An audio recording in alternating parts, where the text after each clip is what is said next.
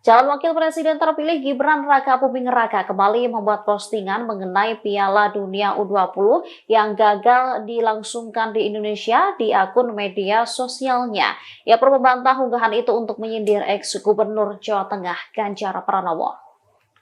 Video berisi kumpulan berita-berita gagalnya Piala Dunia U20 diunggah di akun Instagramnya pada Sabtu 30 Maret 2024. Melalui keterangan unggahannya, Gibran menyebut meski sempat kehilangan kesempatan, hal itu tak mematahkan semangat dan terus bergerak.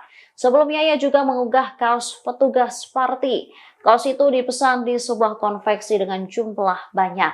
Namun saat dikonfirmasi, Gibran menepis anggapan bahwa ini bentuk sindiran ke PDI Perjuangan. Diketahui perhelatan Piala Dunia U20 sempat mendapat penolakan dari sejumlah pejabat PDIP. Di antaranya mantan Gubernur Jawa Tengah Ganjar Pranowo dan mantan Gubernur Bali Iwayan Koster. Mereka menolak kepesertaan Israel dalam ajang tersebut. Gibran menyebut unggahannya soal gagalnya perhelatan Piala Dunia U20 di Indonesia adalah sebuah kebenaran. Dijelaskannya, unggahannya itu berisi pesan agar sepak bola Indonesia tetap bisa bangkit. Seperti telah diketahui, setelah gagalnya Piala Dunia U20, akhirnya Indonesia kembali dipercaya untuk menghelat Piala Dunia U17. Ia juga bersyukur timnas Indonesia semakin banyak meraih prestasi di ajang internasional.